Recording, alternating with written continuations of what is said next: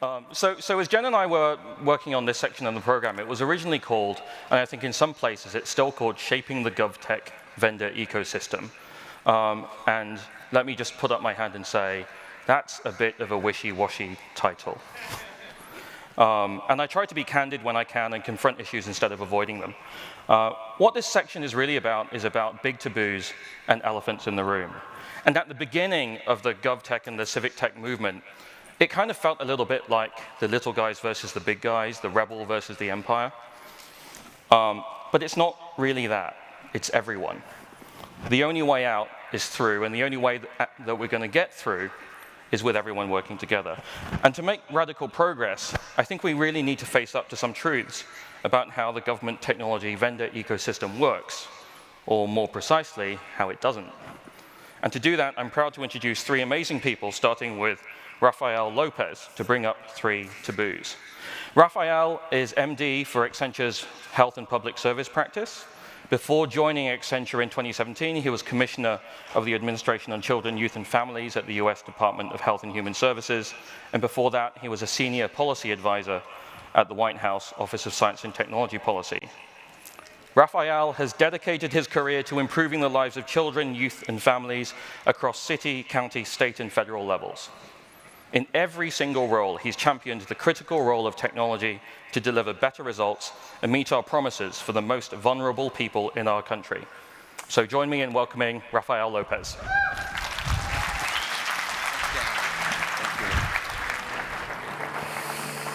Good morning, everybody. Buenos dias, Oakland. So thank you, Dan.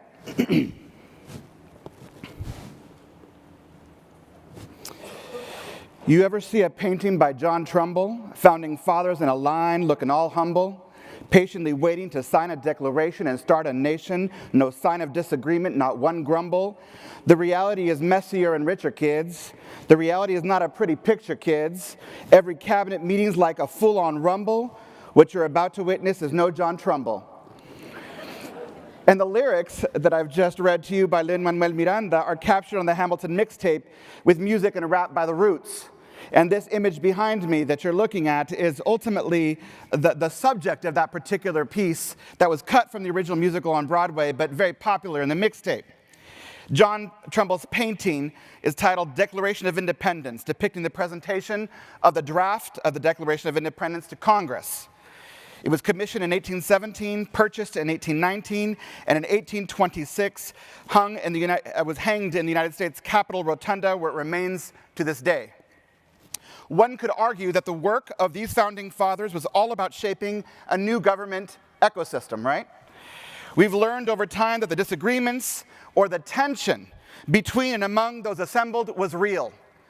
These tensions ultimately led to the democracy that we've inherited today.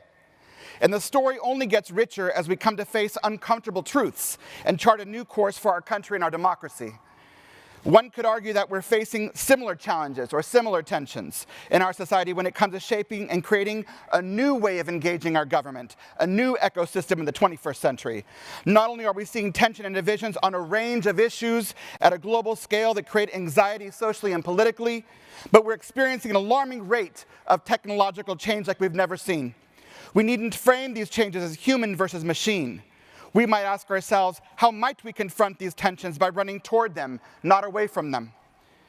I've now had the privilege and honor of working in and across all of the sectors in our country, from small nonprofit organizations and national philanthropy to local city governments and the big bad feds.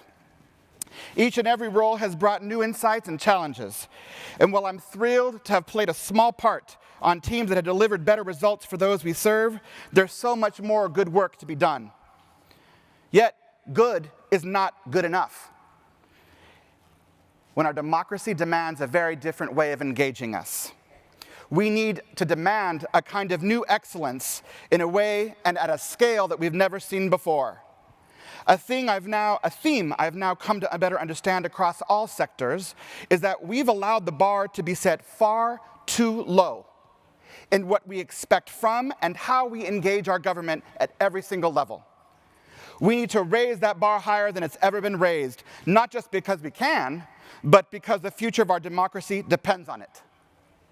With intentionality, we must work across sectors in brand new ways and apply the new now. We must do so that we can better see and act on the challenges we face from a three-dimensional perspective. No one person, no one organization, no one sector can do this alone. And we know that government can work for the people and by the people because we see innovators and exemplars of this all the time. Yet we might need to write a new playbook. We must ask ourselves why, if we continue to do these same things, it is not working at the scale in which we want to see the change happen. Regardless of the sector in which we find ourselves working, we have a role to play in delivering better results for the ultimate client. Not the secretary, not the commissioner, but the people. Not the firm, not the RFP, not the RFI, the people we serve. The percentage of citizens that expect the same or higher quality from government digital services as they do from commercial organizations is only increasing. This should come as no surprise as we are able to make our lives simpler by how we choose to engage technology in the most basic of our routines, from requesting a Lyft or an Uber ride to ordering our food online. The government tech ecosystem we have right now has an elephant in the room, or a taboo. And you don't just find it within government. One can see it in every sector.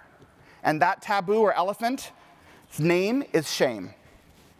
Across sectors, whether it's in the public sector and government, in social sector organizations who contract with government, or nonprofit organizations who are helping deliver work on the ground level, in the private sector and private industry, across each and every one of our sectors, when we are trying to address some of our greatest challenges, whether it's in health and human services, or transportation, or education, or in our city halls and our county offices and commissions, we are ashamed to admit that things aren't going exactly as we had planned them, or exactly as we wrote them in that RFP or RFI.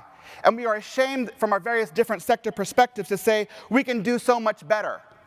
We are ashamed to admit that we want to keep the devil we know versus making the kinds of rapid changes we need to course correct mid-plan, when delivering better results requires that.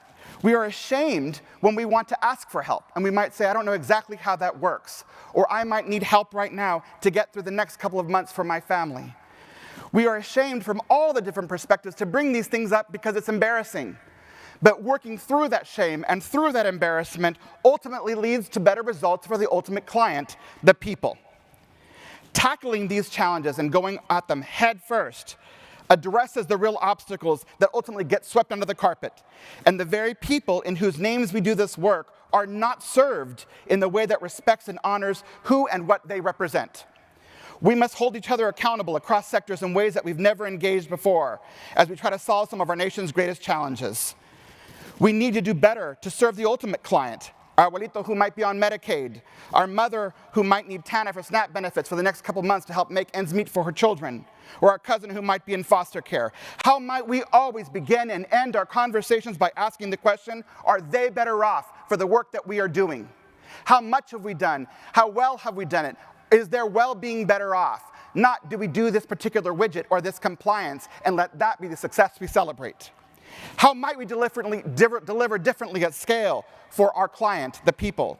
How might we lean into our risk aversion in dramatically different ways?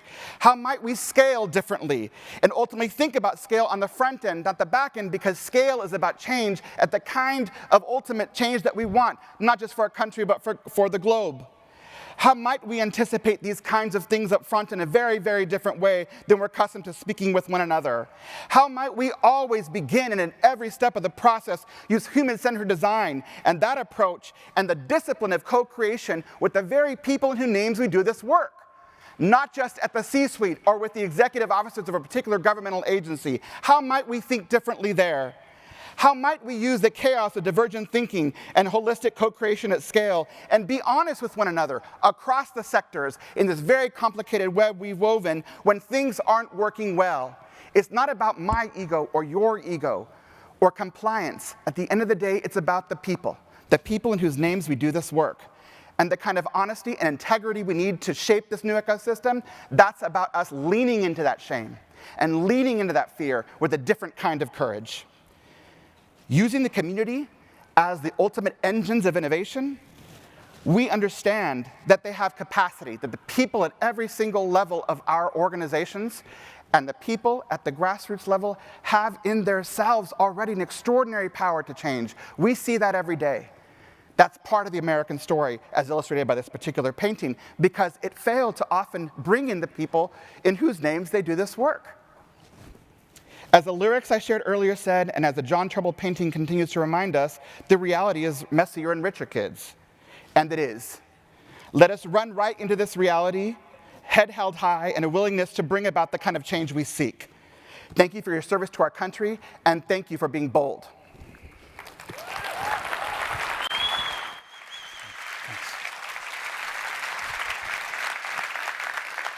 That was amazing, right? Let's not give shame power over us. Any Brené Brown fans in the audience?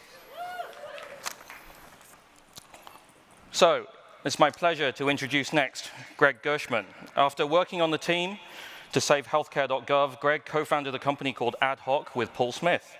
Based on their experience, Greg and Paul realized that putting a team together to bring the tech and processes from the private sector to government would help fix the problems that government has in delivering technology projects.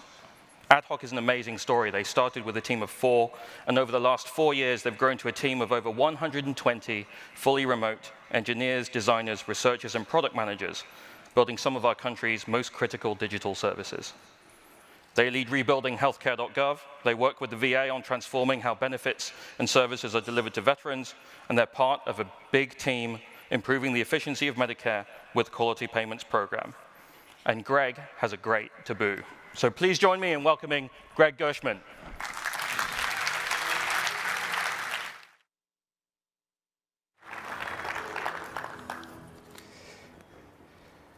Thanks, Dan. At Ad Hoc, we've been working now with federal customers for very closely over the past 4 years. We've learned a tremendous amount about what we feel could be done to reshape the government technology ecosystem. There's many different things we could talk about here.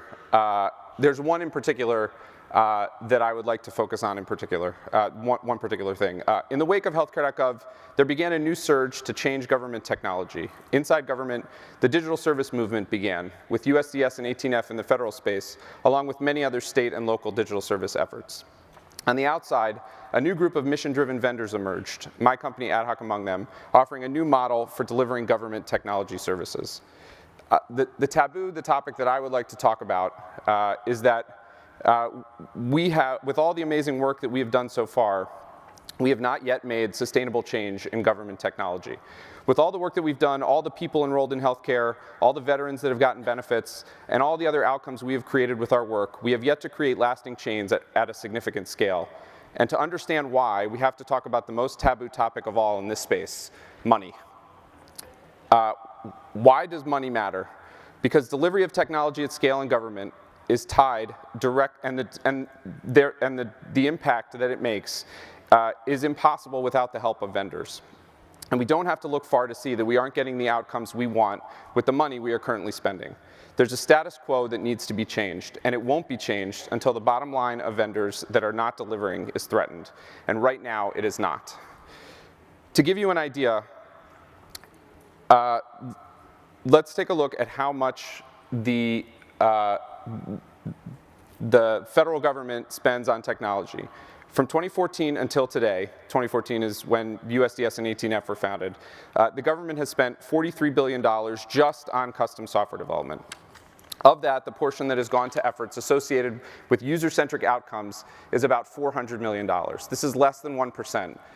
In other words, a rounding error for the existing vendor community. All of us here got into working with government because we wanted to make an impact. People both inside and outside of government are all mission-driven and care not only about the success of their programs, but the people behind those programs. Everyone wants to make an impact, and we are, but to reshape the ecosystem, to sustain the impact across the entire government requires more. How can we do this? It starts with government embracing the fact that that it is in the business of technology, of digital services. Technology is not something that is ancillary to what government does. It is what government does. With that recognition will come the further recognition that government must invest in and procure technology and digital services at scale. This means building capacity internally by growing current government employees with experience, providing them experience in technology, and providing them assistance with digital services teams or technologists. It also means actively shaping the market to deliver the kinds of services needed and open communication with that market. It means contract vehicles that are focused on vendors that bring not just the practices to succeed at government technology projects, such as agile and user-centered design, but the cultural values that underpin those practices that are the real things that define success in this work: communication, flexibility to change, delivery, and empathy. Contract vehicles tell vendors, invest in this thing, we will grow together. We must shift how we think about procurement from identifying a vendor for a project to cultivating a vendor ecosystem that can deliver at scale. It means people like us starting new companies to bring our passion and our drive for impact to this space. With this approach, we begin to see a path to change at real scale. There is an idea that we need to eliminate entrenched vendors from government. For very basic economic and political reasons, that will never happen. What can happen, and what will happen if we choose to make it happen, is that increased competition will force everyone in the space to improve or be left behind.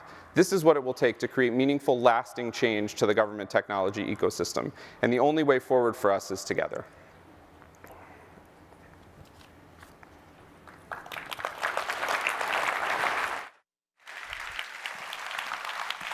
Thanks, Greg.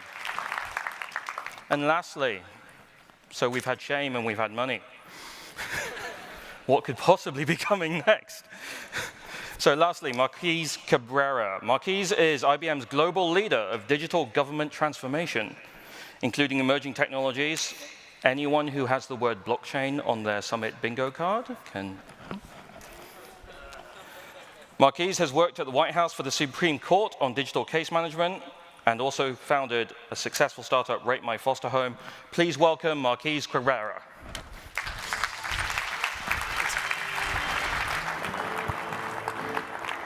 Hola, ¿cómo estás? Konnichiwa. What's up? How you doing, Code for America? So I'm super excited to be with you today and to talk about humility. Humility is my term. And to talk about big bang procurements moving to agile. Everybody always asks the question, have you ever bought an ugly sweater for a spouse? Say aye, just say aye. So if you think about the ugly sweater analogy, procurement is just like the ugly sweater analogy. So you have your end users, you have your vendors and entrepreneurs, your governments and your taxpayers, and it's just like your mother-in-law, your wives, and your husbands. So you go to your wife and you say, hey, what is your mother-in-law like? And you never really ask your mother-in-law because you want it to be a surprise, or your father-in-law, or your boyfriend, your girlfriend, and that ends up becoming problematic. So the question is, why are we not talking to end users? And it is extremely hard to do digital transformation, and we should be talking to end users. But to move a government across a basic e-government, how do you move Dubai from paperless to blockchain? How do you help North Carolina enable their Department of Technology to host new blockchain applications at scale across their entire enterprise? And those questions are hard because you're with time pressures, you're with political pressures, different political systems, and there's things you have to juggle, and it's like, let's just talk to the end user. And there's no excuses. So to give you an example of this, we failed, IBM, failed to get into the new Agile preferred vendor pool. And it was a huge disappointment for us. And so I came to this conference 2 years ago. I spoke to senior state government executives in California, Secretary Batcher, not Secretary Batcher, but Undersecretary Mike Wilkening, Peter Kelly, Kevin Gaines. What can we do to get better? And so we decided to respond to the ADPQ refresh and build an emergency management app for the state of California to get onto the contract vehicle. And we talked to end users. I cold called 50 counties, I can't even count, until someone said, yes, we will talk to you, and Ventura County agreed. They gave us information on the labeling, on the categories, on what to create, and so forth. And it was amazing. We had rapid prototyping with end users and strangers. We had IBM partners standing on the street corners asking citizens, would you sign up for this emergency management application? If so, how and why? And so that's my statement on the end user side. The other point I wanted to make is we need to get jiggy with the ecosystem, which is why I'm here today. And so we started to do that by working with Citi. We work with Citi, IBM, partnered with Microsoft, many companies, and it made strange bedfellows. But we partnered together to incubate a ton of different startups. And this matters to me because I'm an entrepreneur myself. I worked at the White House. I worked in starting 2 different companies, coaching 40 different companies. And Code for America was that platform that allowed me to be successful. I met amazing brigades. I met the MIT Media Lab folks. I met state executives like Josh at the time, who was the CIO for Boston. But everybody always asks, why'd you join IBM? My grandmother spent 20 years at IBM, and I said I would never join IBM. But they were software, or they were hardware. I was like, I'm a software guy. Unfortunately, I met a couple of different executives, and they told me I could dab with robots. And so I was like, I'm going to join. But no, that's not really the reason. When I worked at the White House, First Lady Michelle Obama said to me, if you're not trying to help people, crawl over and die. And you might say, use kind words, right? Please.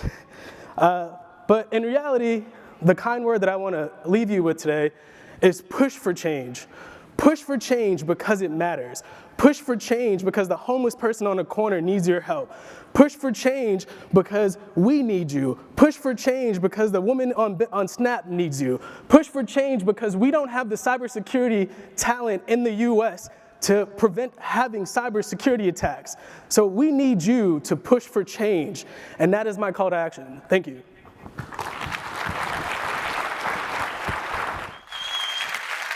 Thanks, Marquis. So 3 big taboos to address for radical change in the GovTech ecosystem: shame, money, and humility. This is just the start of a really, really big discussion. We can't do this in 10, 15 minutes, right? We've got a great program of procurement and ecosystem-related content over the next 2 days. Bring these taboos and think about the other ones. Think about what others there might be. We're going to be following this up. You can join me, Greg, Marquis, and others for a continued discussion about this. We'll be running a breakout at 1:30 on Friday afternoon. There's a lot for us to talk about. But we're going to keep going. And to introduce our next speaker, David Eves. Thank you.